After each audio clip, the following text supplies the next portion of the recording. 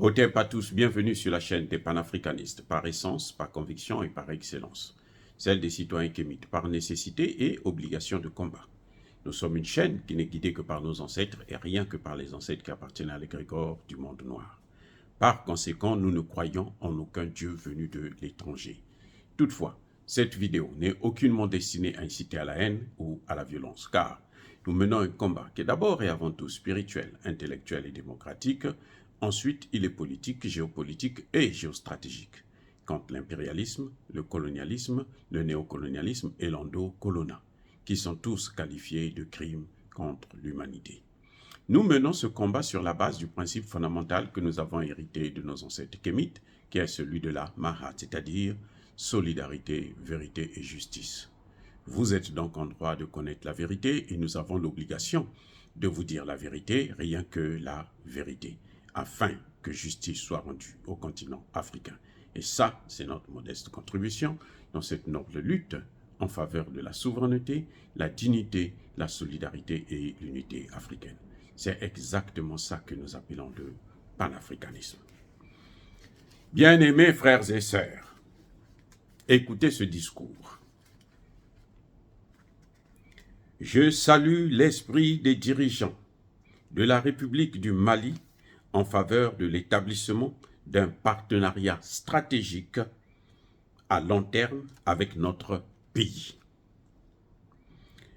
Nous sommes en contact permanent avec le président de la transition, Assimi Goïta.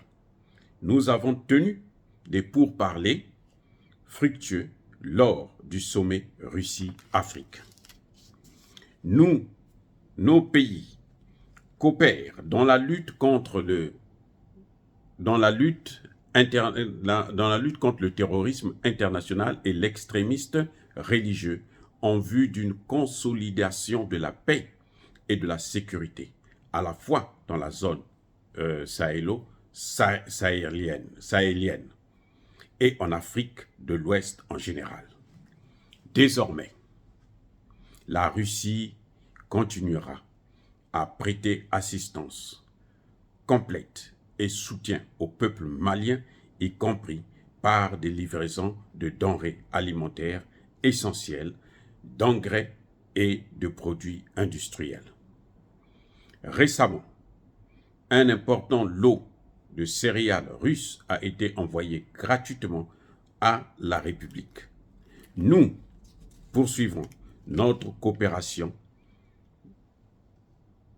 Nous augmenterons le nombre de places pour les citoyens maliens souhaitant faire des études dans les établissements d'enseignement supérieur russes. À propos, je voudrais dire que les bateaux transportant les céréales russes sont en train d'être envoyés dans les 6 pays pour aider les pays ayant besoin de nourriture. Certains navires sont déjà déchargés, d'autres sont en mer et d'autres sont en train d'être chargés dans les ports russes. C'est le discours de Vladimir Poutine en personne qui s'adresse à l'ambassadeur du Mali en Russie lors de la présentation de ses lettres de créance. Quand vous entendez ce discours, vous savez très bien que c'est un discours où il y a le respect d'un État. Même si on est conscient que le Mali est plus pauvre que la Russie, le Mali n'est pas un État aussi développé que la Russie, mais on le respecte, même par les mots sont choisis. Vous voyez, le langage est bien filtré, bien calculé pour ne pas froisser l'autre, pour montrer à l'autre que vous avez de l'importance. Nous avons des relations stratégiques à long terme. Et regardez le pragmatisme. Quand Poutine dit quelque chose, il réalise. Depuis quand vous avez déjà entendu que la France a envoyé un navire de nourriture, de céréales ou de quoi que ce soit en Afrique? Depuis quand? Mais combien de navires de café, cacao, ivoiriens, ghanéens sont allés en France? Combien? Et elle achète ça pratiquement à vil prix. C'est pratiquement rien du tout. Elle ne donne pas des devises, puisque c'est elle qui garde nos devises. Elle fait une opération, elle dit tout simplement que, bon, dans votre compte, vous avez maintenant, par exemple, 100 000. Puisque c'est elle qui contrôle le CFA, c'est qui contrôle notre monnaie.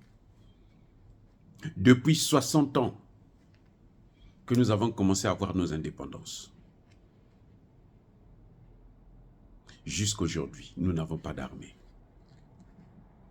La France n'a formé aucune armée africaine. Aucune. Où vous savez que non, bon, ça c'est une armée, on peut compter sur elle. Elle peut intervenir, elle peut se défendre, elle peut se protéger. La France vient elle-même. Dit, bon, vous avez des problèmes, moi, c'est moi qui vais venir les régler. C'est moi votre père. Et vous êtes soumis à moi. Parce que sans moi, vous n'êtes rien. Et à ce moment, moi, je peux maintenant faire de vous ce que je veux. Je peux piller vos pays. C'est la tactique que la France a toujours utilisée depuis le général de Gaulle. Pour ne parler que de la période des indépendances. Parce qu'on ne parle pas de l'esclavage, on ne parle pas de la colonisation. On parle de l'après, lorsque on a déclaré au niveau des Nations Unies que les pays-là sont maintenant indépendants. On n'a jamais vu ce que la Russie est en train de faire. Regardez le Centrafrique, 60 ans d'instabilité politique. Il ne s'est jamais passé plus de 10 ans sans qu'il y ait une guerre civile au Centrafrique. C'est avec la Russie qu'en 3 mois, ce que la France n'a pas pu faire en 60 ans, la Russie l'a fait en 3 mois. Maintenant, ils demandent qu'on organise des élections parce qu'ils se disent que chaque fois qu'il y a élection, il y a trouble, il y a des difficultés. Alors, on aura la possibilité d'intervenir et de gérer et de faire ce que nous voulons de ces pays. Oh, bien-aimés frères et sœurs, j'espère que les pays du Sahel ne vont pas reculer. J'espère que toutes les manigances qu'ils sont en train de faire là, ça ne va pas pousser les pays du Sahel de baisser la garde. J'espère que la petite flatterie, en donnant ici 1 milliard à tel pays, un autre à tel autre pays, ça va changer quoi que ce soit. Je crois que la voie que les pays du Sahel ont prise, elle est la bonne et qu'il faut aller jusqu'au bout de cette logique. Dire cela, s'inciter à la haine ou à la violence, non. Ya, ba, colère, veille. Yamalem. Encore une fois de plus, bien-aimés frères et sœurs, je persiste et je signe, soyez bénis, soyez abondamment bénis par le Dieu de Kémit et par nos ancêtres angélisés. Mais que tous ceux qui persécutent le continent africain le pillent et le déstabilisent, qu'ils soient noirs, blancs, chinois, arabes, indiens, juifs, qui qu'ils soient punis, maudits, foudroyés, neutralisés, écrasés, effacés par le Dieu de Kémit et par nos ancêtres angélisés. Vive l'Afrique éternelle. J'ai dit et j'assume.